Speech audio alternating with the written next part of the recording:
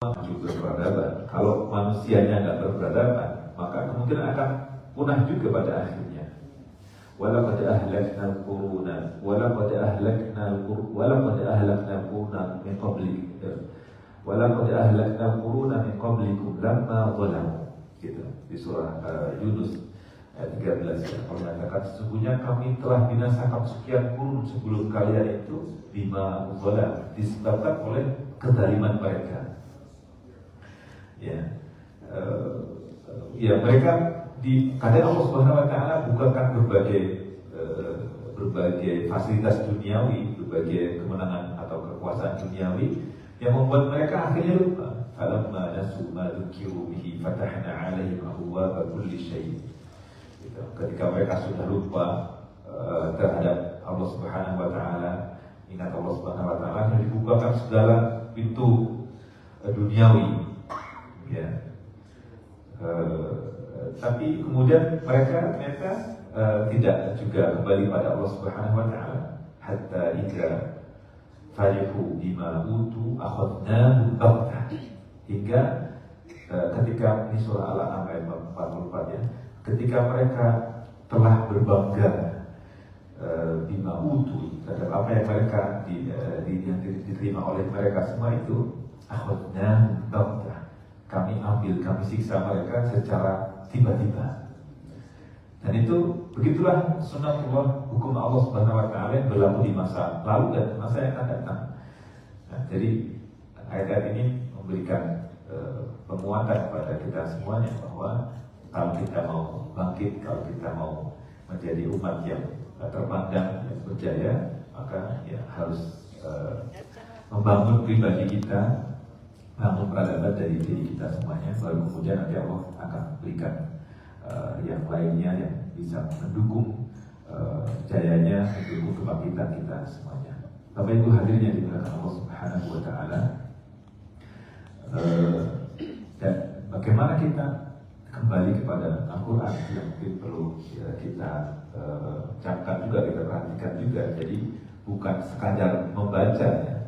Membacanya saja itu sudah karunia yang besar untuk kita semuanya. Karena zikir, sebaik-baik zikir itu membaca Al-Quran. Ya. Kenapa? Karena kita mendapatkan dua sekaligus ketika kita membaca Al-Quran. Yang pertama, zikir mengingat Allah Subhanahu Wa Taala yang membuat hati kita tenang.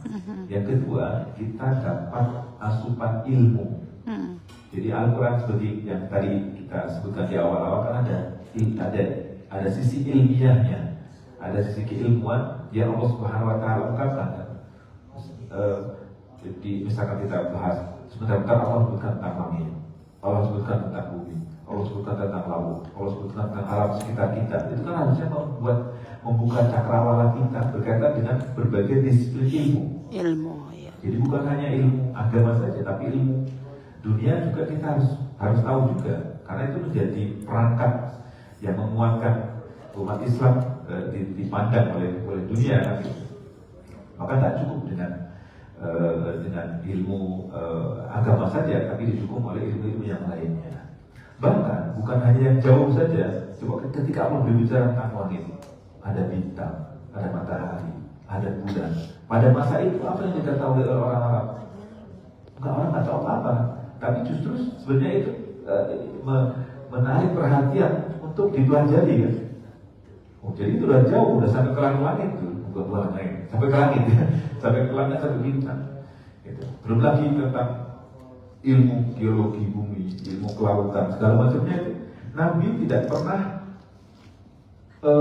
naik kapal, Nabi nggak pernah ke laut, tapi betapa banyak ayat-ayat yang berbicara tentang laut. Sampai dalam kajian ilmiah tentang ilmu laut itu ada angin. Ada berapa level angin? Itu disebutkan dalam Al-Quran. Ada level yang sepoi-sepoi sampai angin yang sangat paling kencangnya disebutkan dalam Al-Quran. Dan bagaimana efek terhadap orang ketika berlayar di tengah lautan itu disebutkan dalam Al-Quran. Nabi tidak pernah berlayar.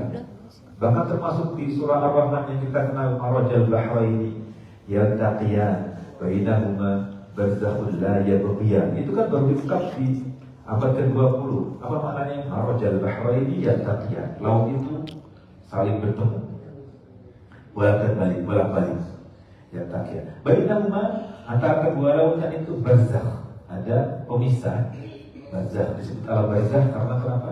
Memisahkan dunia dan akhirat. Alam kubur, alam barzakh. Barzakhul la yabghiyan. Mereka tidak sampai bisa saling bercampur. Itu lautan. Itu bukan pertemuan antara air sungai dan air laut ya. Itu air sama-sama air laut, tapi memiliki temperatur berbeda, memiliki ekosistem berbeda, memiliki tingkat keasinan berbeda. Yang kemudian baru ditemukan oleh ekspedisi Challenger yang kedua abad ke-20 tahun berapa? 1960-an kalau barangkali ya.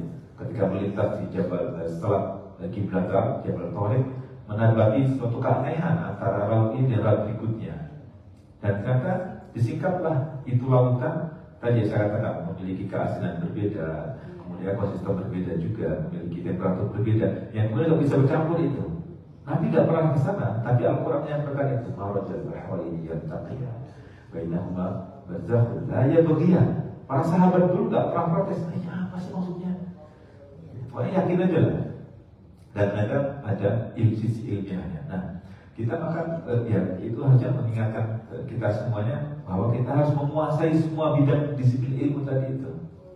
Sampai di surah Ad-Dhariyat kita diingatkan wa fi anfusikum. Dan pada diri kalian, afala tubsirun? Apakah kalian tidak perhatikan? Itu juga harusnya meningkat bagaimana ilmu kedokteran, bagaimana ilmu anatomi tubuh kita semuanya. Kita harus tahu kan? Atau sekurang-kurangnya kita merenungkanlah bagaimana sel-sel tubuh kita, bagaimana aliran darah, kesehatan dalam kesehatan kita. Ini kan perangkat yang sangat luar biasa. Yang mustahil ada selain Allah yang menciptakan. Pasti Allah menciptakan. Maksud kemudian orang mengatakan tidak ada Tuhan, sementara dirinya tersusun dengan serapi ini, dan terus katanya nggak terjadi begitu saja tanpa ada yang menciptakan. Subhanallah, nggak mungkin kan? Jadi yang tidak ada tidak mungkin mencipta. Yang tidak ada tidak mungkin mencipta. Ini kalau saya taruh di sini misalnya, terus bapak ibu semuanya menjem semuanya, terus tiba-tiba pindah ke sini.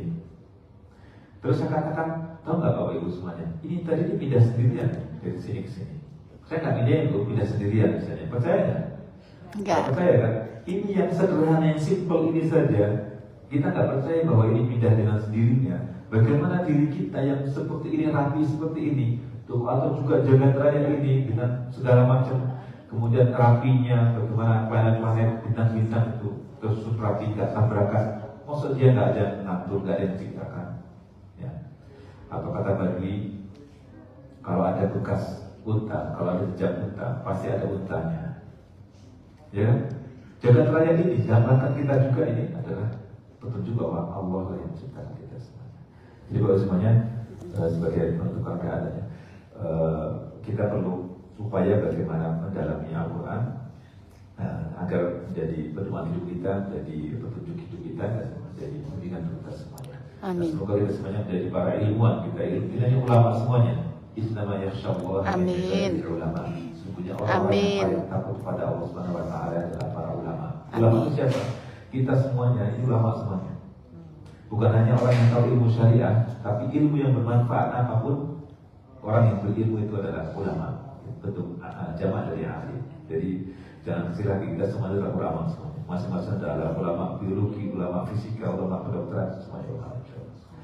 Semoga Allah Subhanahu wa taala jadikan kita pribadi yang bisa membangkitkan umat Islam, bisa berpegang teguh dengan Islam, dan semoga Allah istiqomahkan sampai akhir hayat insyaallah. Amin. Ya rabbal alamin. Mohon maaf segala kekurangannya. Aku qouli hadza wa astaghfirullah wa lakum. Wassalamualaikum warahmatullahi wabarakatuh. Waalaikumsalam warahmatullahi wabarakatuh.